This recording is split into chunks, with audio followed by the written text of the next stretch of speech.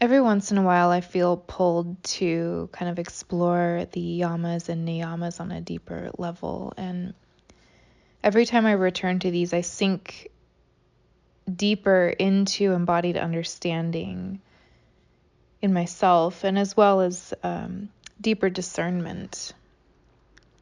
And so, in this first of a series that I am planning on sharing, I wanted to explore Ahimsa, which is generally translated as nonviolence, non-harm, or kindness. And I wanted to explore, is it truly possible to live without violence and harm? So generally speaking, it's agreed that this is a good and right principle to live by. And I'm not going to dive into why it's good. The virtue speaks for itself in this regard. What I want to explore are the nuances, the distinctions, and even exceptions to ahimsa, at least in the way that it can be misunderstood in many ways that I've experienced and I've witnessed. Why? Because I find that at least the way that I've lived my life as a modern Westerner, and for so many people in our culture that's highly psychologized and pathologized and largely removed from nature, we struggle reconciling living by these ideals in the reality of our world. And with pulling apart what we've conflated, we may have space to sink into a deeper understanding of how to live by these ideals, however imperfectly that we may. So let's look at these words: ideal, virtue, value, ethics. These are inarguably human realm concepts. Nowhere in nature do these notions exist. And we live in a reality where there is actually violence all around and within us. Nature is often and reliably violent. And even though our modern culture is quite removed from nature, we are still made of her. In an obvious illustration, we cannot fault a cheetah for capturing an impala, ripping it to shreds to feed herself and her cubs. We outsource this violence to large, fluorescent lit warehouses of animals that never see sunlight, for hired men to commit this violence on a grand scale. So most of us never have to experience what it's like to have blood on our hands in order to eat. You can Google these photos. They're far more disturbing than the images of cheetahs eating impalas, in my opinion. I watched a YouTube video a few weeks ago where a Westerner asked a tribal African man what was the meaning of life. His profound answer: meat. People who live within the cycles of nature in this way have little notion to think deeply about the meaning of life. Think about it. In order to have meaning, there must be some mind to have created meaning. And there must be time and space enough for these notions to arise within. When humans still largely hunted for their sustenance, they were within an intimate cycle of life and death, and guaranteed they gave respect for the kill that they took down for survival. Offerings, reverence, prayer.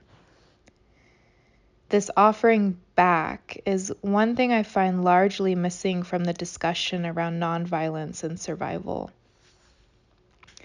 Sure, you can eat meat, you can not eat meat. You can still eat plants, but they do experience something when they've been harvested too. It's being killed. You could starve yourself, but then that's a slow violence to your own self. Beyond food, we're all engaged in global acts of violence by the cars, the computers, the smartphones that we use with all the precious metals that are mined by slave labor in parts of the world that we've never been to. And what New Age spiritualist now doesn't have healing crystals shipped from across the planet that are also mined with very questionable ethics? Your clothes. We all know who makes our clothes. We're all culpable for violence on a grand scale. And we are so comfortably removed from it that it's easy to speak in perfectionistic, idealistic tone about living non-violently. But it is a facade. In terms of protection, violence is often necessary. The story is still seared into my mind of a Texas father who unintentionally beat a man to death who was raping his young daughter. Too many people stay in abusive relationships out of the conflated notion that if they just were a little nicer, a little softer, if they don't fight back, their abuser would suddenly see the light and change. On a micro level, our cells are bursting within us constantly. Our muscles tear when we lift weights. On a macro level, we literally started with a bang, an explosion. What is more violent than that?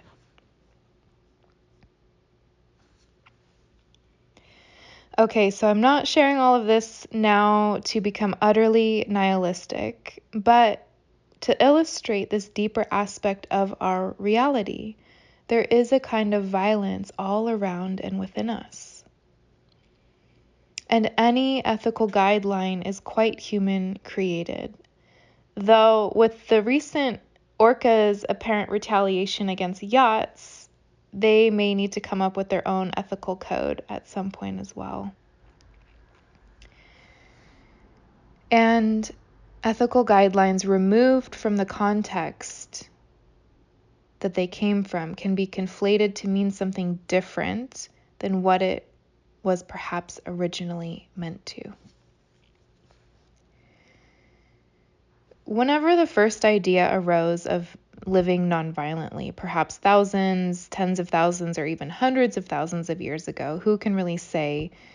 We now know human history is much older than previously thought. Whenever this idea first came to a human mind, there was certainly a context in which it arose that is vastly different from the world we live in now, with all of our modern conveniences at the cost of third world thriving. And certainly they weren't pathologizing or psychologizing their human experience as we so regularly do now in the West. There's obviously the importance of adapting ethics to the modern world, but again, it's important to adapt holistically and not pick and choose what suits us and toss the rest, or turn a blind eye to what is uncomfortable. Most of my life, I've been quite a passive person. For a long time, I conflated anger with violence. Who else has done this? Raise your hand. I was quite a strict vegan for about 6 years to save the animals. I rode my bike for about 7 years to save the earth.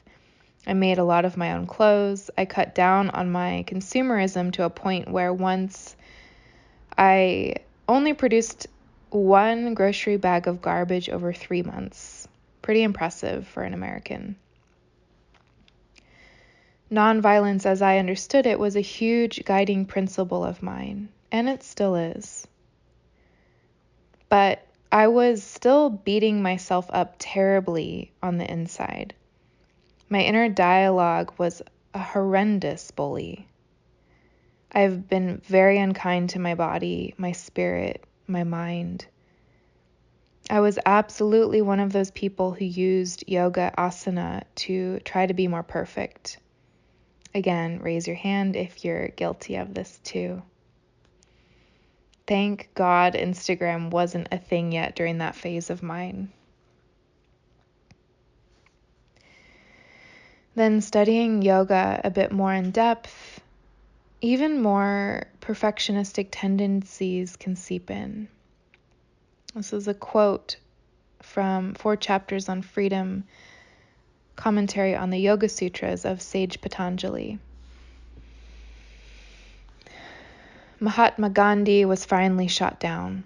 Christ was crucified. Muhammad was stoned by his opponents.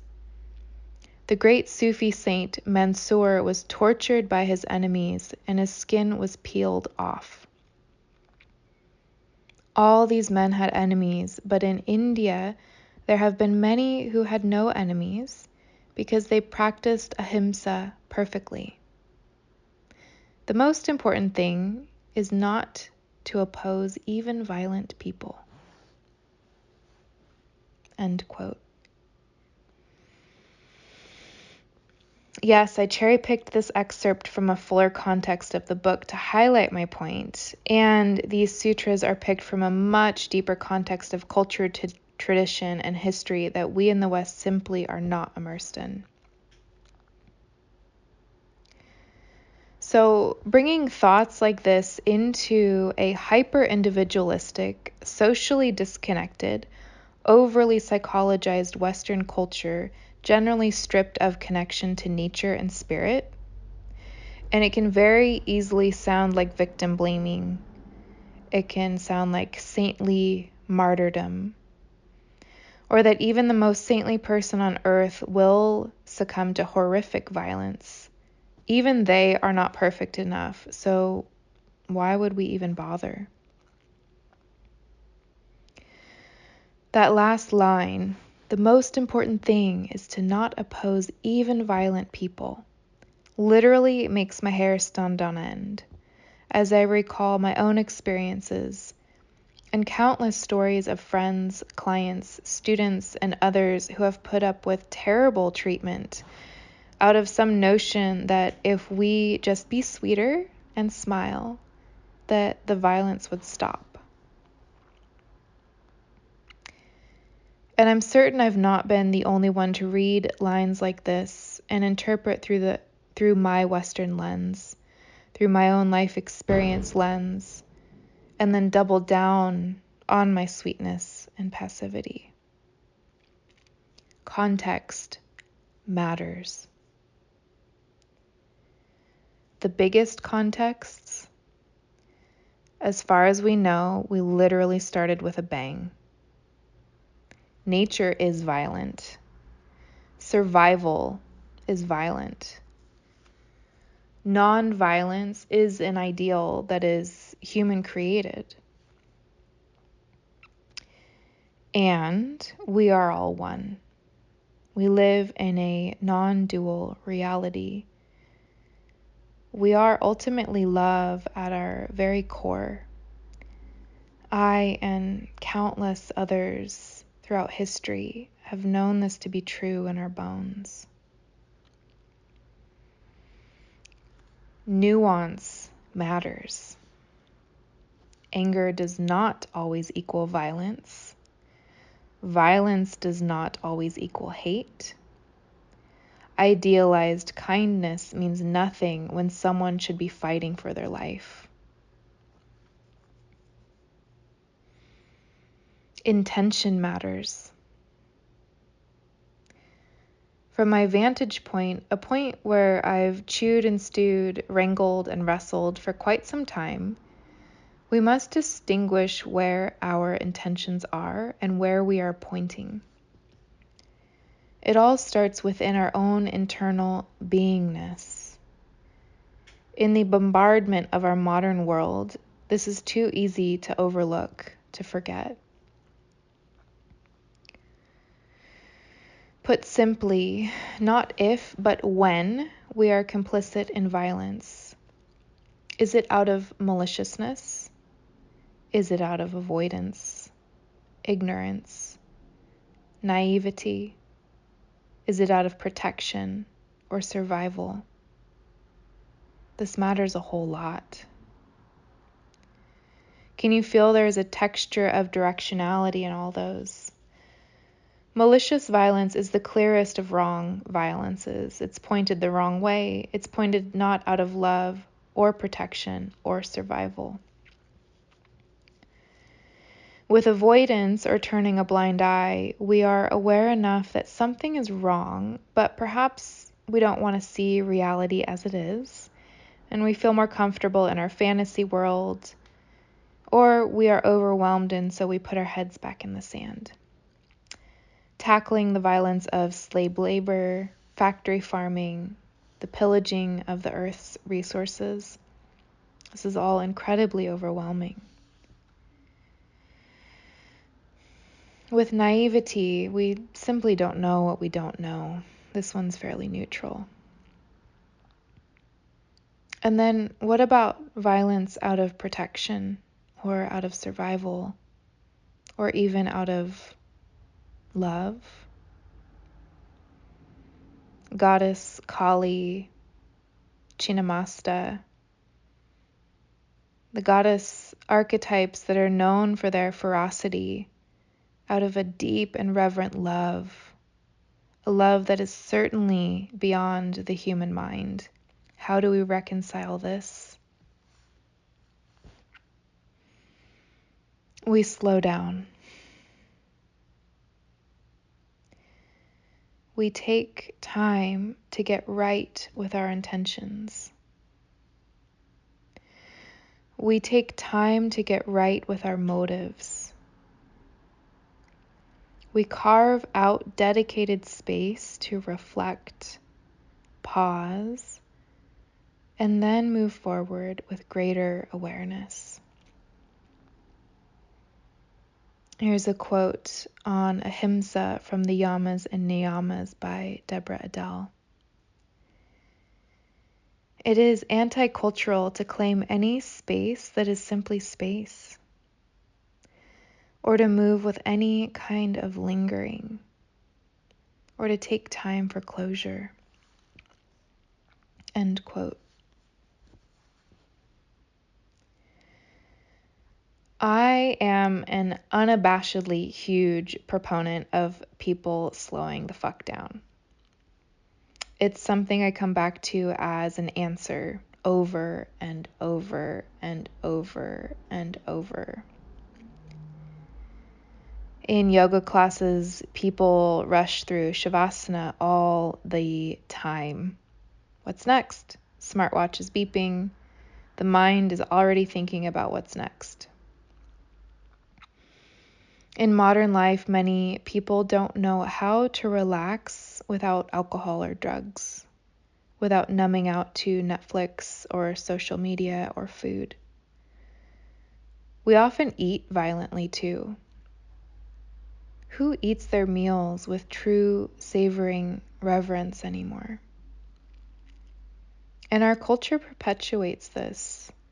Too many people are overworked, work in systems that don't promote taking time, where people are forced to eat on the go, etc. It is a revolutionary act to slow down and to rest. When we slow down enough, with enough cultivated awareness, there is a palpable and visceral somatic sense that we are no longer in survival mode. We are no longer animals fighting for our survival. At least on the whole, sadly, many individuals still are fighting for their survival. We are animals. We are nature. We are also nature experiencing herself. Each one of us, beautiful, unique, individual humans, Each one of us is nature experiencing herself. What happens when the earth experiences herself? Yes, cheetahs must eat the impala to survive. Kali must consume the day for the night to arrive. But how long must her people forget that they are made of the same matter as she is, and act out cruelties and turn blind eyes that cause self-destruction? A body-mind that has turned on itself. A body-mind that is beating itself up. This is the violence that must stop, viscerally, somatically, profoundly.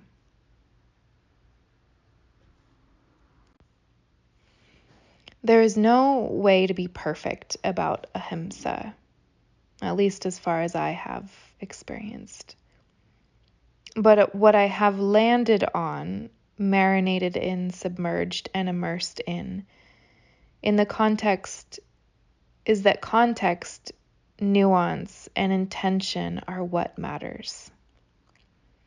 And it truly starts within, because our individual interoceptive, somatic experience is absolutely a mirror to our external shared world. Ahimsa is absolutely an important guiding ideal for humanity, else we fall into self-destruction, nihilism, hedonism, and unconscious darkness.